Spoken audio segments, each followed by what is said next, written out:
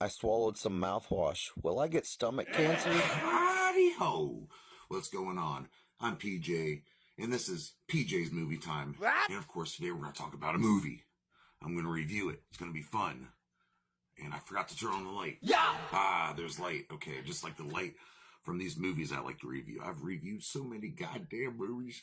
I've had so much fun here, Bozak Nation. Juggalos and juggalettes. This is for you. Fuck that. Alright, I ain't going to do that. But I do love you, Superhuman. And God bless you for it. Today, we're going to do a very strange, very surreal, really fucked up film. You don't know what's really going on the entire movie. It's very like, is this a dream? Is it... so much going on. So, ladies and gentlemen, today I will be reviewing Beau Is Afraid from 2023, and it is an A24 studio film, and it is written and directed by Ari Aster. And if you don't know who Ari Aster is, he's a pretty decent director, done some recent hits, horror hits, like Midsommar, starring Florence Pugh. And let's not forget the very fucked up, mind-scalding Hereditary, starring Toni Collette, and many others. Ooh. Boy, and right now, I'll probably put the picture here somewhere. Go watch these movies. All right, but this movie here isn't, I mean, it is a horror movie in a way, but not in the traditional sense, if you will. But, yeah, it's a pretty strange movie. And it's pretty much about anxiety, and it's about a son played by Joaquin Phoenix. Of course, love that guy, love that actor. He's been in so many damn things. Playing the son of his mom dies, and he's trying to make it to his mom's funeral, and he lives in a world of anxiety because pretty much since he's been raised, he's been a guinea pig for drugs from a pharmaceutical company that his mother owns. And also, he's just living in anxiety, and it's this crazy part of town he lives in, the neighborhood. It's a lot of violence, a lot of drug use, but not in, like a lot of pills, if you will. And pretty much some mommy issues going on in this movie. And so let's get down to the nitty gritty on the witch's titty. Ooh, I bet that tastes good. Yeah. We got the budget was $35 million, and sadly, it only made $11.5 million in the box office. Oh. But it is picking up some steam. People have been watching it who are fans of the other films. And it's just a shame because I did watch this movie and I can see why people wouldn't like it. It's very what's the term for it? Just a little too, you have to think a lot, it's very artsy. And I don't have a problem with that. Some movie, if it's done right, it's done right. I mean, there's been some really good artsy films over time that have become classics, like Eraserhead and The Fountain, and Mother's another one.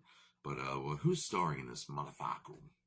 Well, we got Amy Ryan playing Grace. We got Nathan Lane is in this movie. If you know, he's a pretty good actor. Plays Roger. We got Patti LuPone, pretty famous singer and actress. She plays Mona, the mother. We also have Parker Posey playing Elaine. And we have Kylie Rogers playing Tony, the fucked up teenage daughter. Oh my God, let's hope our children don't end up like her. And of course, starring, like I mentioned earlier, Joaquin Phoenix. Make some noise. So, like I said, it's a lot about anxiety. The opening scene, Beau's going to counseling. He's got a psychiatrist, and he talks about these reoccurring nightmares he has from his mom, and they seem to tie in with the story later on a very crazy scale. He's pretty much been raised to hold back because his father died having sex with his mother, conceiving him. So pretty much his heart died out from sex, and I guess it's common in that side of the family. So he was told this at a young age, and so he's never had sex. He's probably never whacked it. So you got that going on. Beau's world is really crazy. He lives in this really bad part of town where there's people just openly hurting and maiming each other. It seems like he works for the building he lives in, which is also owned by his mother's pharmaceutical company. you'll see a lot of drug references. Like earlier, when he sees a psychiatrist, he's given this new drug to take to help deal with anxiety. He's got this trip coming up to go visit his mother, which happens to always, this visit always happens on the anniversary of his father's death. So this day, he always dreads this day. So he has to go fly and see his mother on the plane, and he's on the new drugs, and he's worried about what's going on outside. It's just crazy. The shit you see, it's like a crazy crackhead meth. Everybody's like a junkie, a violent junkie, like bad junkies, and and it is crazy. Some of the stuff you see. The opening scene, he's running to his door from this guy who's tattooed all over, and there's a scene where he's trying to take his new drug, and he has to take water with it, or else he could die. I guess he puts his stuff in his head that pretty much Beau views the world as his anxiety lets him. You know, if like, I swallow a little bit of mouthwash, can I get stomach cancer? Oh, the people across the street are going to kill me if I look at them the wrong way. And it's very intense. And if you have anxiety, you will feel it to the core. Ari Aster worked on his script since 2011. Finally came into play. And I think it's well written. And this isn't your traditionally written story. It's not beginning, middle, and end. Oh, shit. I'm knocking over my set pieces.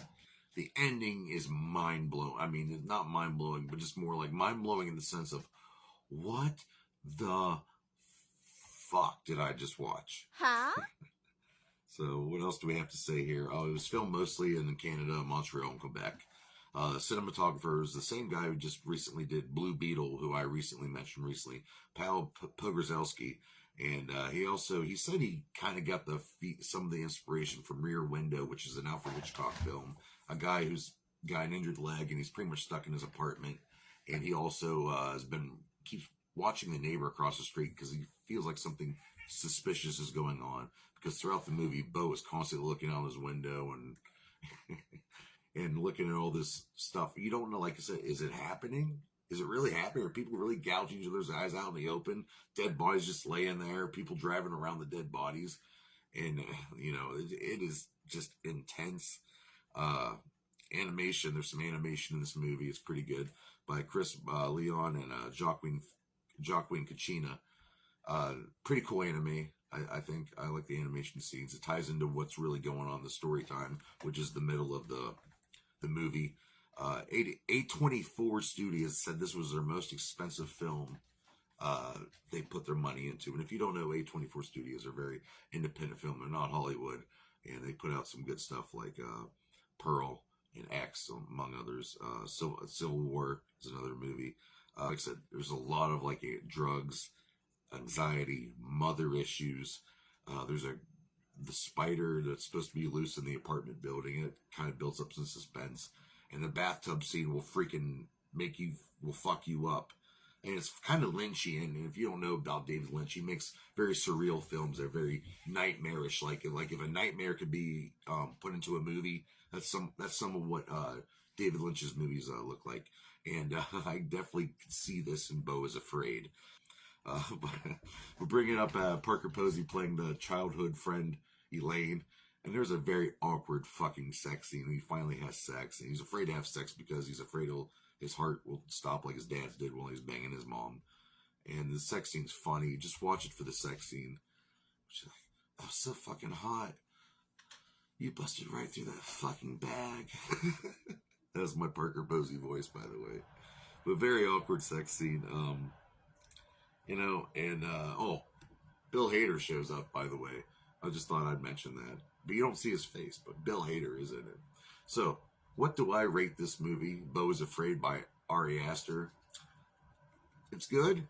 It's very surreal. Got some cool art.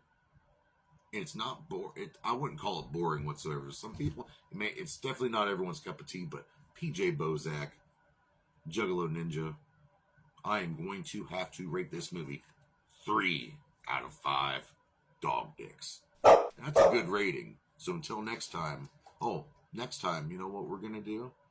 We're going to get into some DC movies, yeah. Shit. That's what we're going to do. The DC universe, because let's face it, it fell apart, but there were some bangers in that bitch. So let's bang it out next week. Whoop, whoop. Bah!